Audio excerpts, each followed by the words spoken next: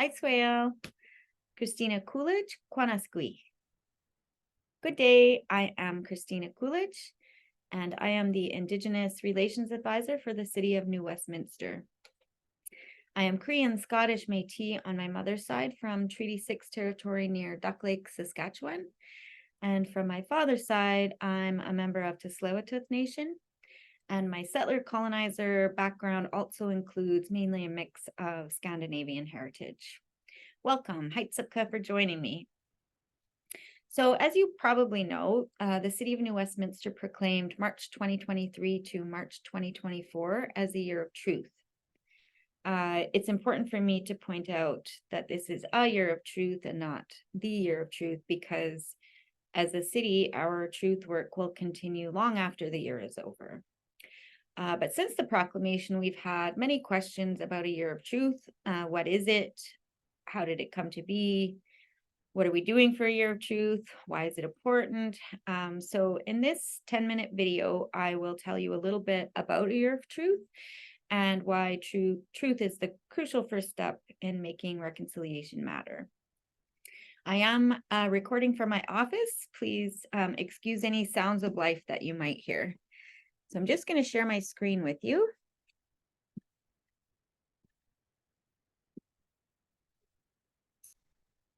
Okay, so you've probably heard of the Truth and Reconciliation Commission. What it did was give survivors of residential school a chance to share their experiences and stories. They also provided Canadian governments and Canadian citizens with 94 calls to action. And these help us do two things. The first is that it helps us understand and acknowledge the terrible legacy of the residential school system. And the second is that it helps us create systems that will stop these abuses from ever happening again. But it's not enough for us to just go down the list of the 94 calls to action and check them off one at a time. We need to understand why we are doing it, especially as municipalities, because city development was essentially ground zero for the enforcement of the Indian Act.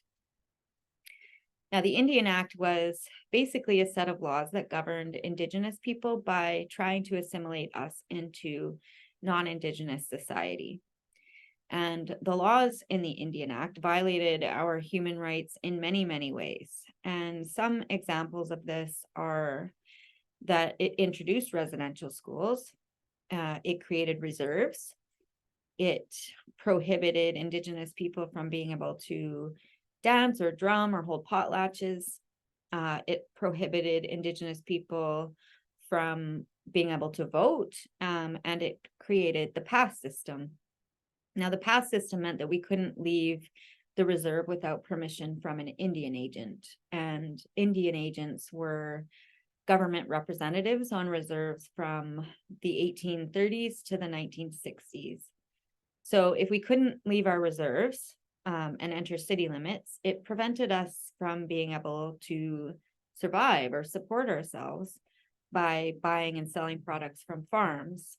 And even if we could, the government of the time put strict limitations on non-Indigenous people, preventing them from exchanging with local Indigenous people as well. So in order to make reconciliation make sense, we have to understand what exactly we did as the City of New Westminster that violated the human rights of local Indigenous people and First Nations. So we have to answer a whole series of questions before we can even really start planning for reconciliation, because if we don't know what we did, then how can we know how to make it right? So finding out the truth will help us answer the what, the who, and the why questions. So what did we do? Who did we do it to? And why are we reconciling? So to help the city answer these questions for ourselves, we combed through the city's archives, reviewing city council meeting minutes and bylaws dating all the way back to 1860. And we were looking for actions that violated the human rights of local Indigenous people and First Nations. And we know what those rights are through the United Nations Declaration on the Rights of Indigenous People, which you might have heard called UNDRIP. And UNDRIP provides us with a series of human rights specific to Indigenous people all over the world. And we compared city actions to those rights to discover how and when we had violated them. And the idea for a Year of Truth was inspired by the outcomes of that research and by the release of the summary report in October of 2022. And the report is called Summary Report on Actions Taken by the City of New Westminster Involving Indigenous Peoples, 1860 to 1999. And it can be found at yearoftruth.ca under the Learning Resources page. Now, the summary provides us with an outline of the results of that research. It tells us some of what we did and some of the ways that we violated the human rights of local Indigenous people and First Nations. So from the research, we found 5 stories that tell us what we did and who we did it to.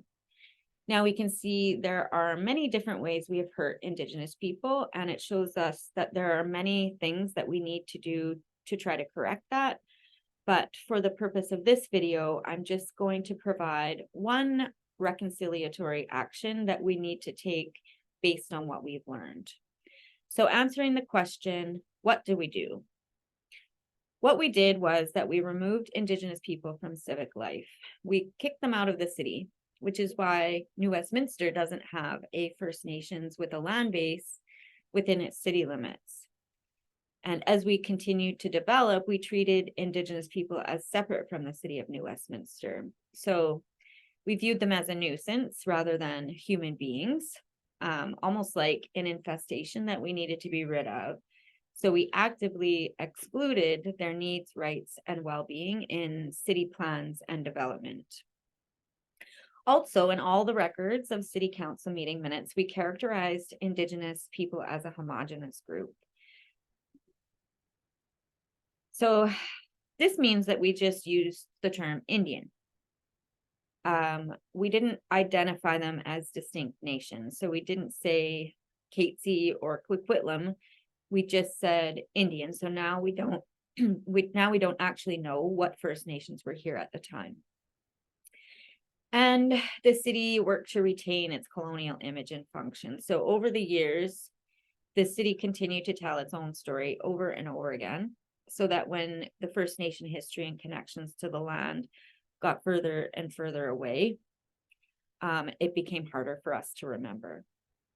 So to answer the question, who did we do this to? We can see that we did this to local Indigenous people and First Nations, but the fact that we don't know which nations we did this to specifically just further confirms how damaging our actions have been, and that we were very successful at making Indigenous connections to the land invisible. And on a side note, the city is currently working with some of the nations before we share any more details of the research beyond the summary report, because we have to make sure that the distinct First Nations are included in the whole story. So we have to work with them to answer this question more accurately. So now that we know what we did and generally who we did it to, we can see what the consequences of those actions have been. And this is what tells us why we need to reconcile. So the consequences specific to this example are that there is confusion by the city and the community as to whose core traditional territory we're on, because our awareness of those connections has been erased from the city's memory. And because of this, local First Nations have been denied their decision-making rights to the land, and their kinship relationships have been severely impacted. So this is the reason why the city's land acknowledgement only refers to Hul'qumi'num speaking peoples, rather than naming distinct nations such as Kwantlen, Musqueam, and Kakite. So when we start to do our reconciliation work around this, hopefully we will begin to better understand the nation connections to the land, and we'll be able to adjust our land acknowledgement to make it more representative of the truth. So now that we've answered all those questions, we can move into reconciliation, which answers the how question. So how do we make it right? One of the ways the city will do that is by working with local First Nations to learn about their connections to the land. As a city, we have to work with the nations to reestablish those connections, not just for the nations, but for the community as well.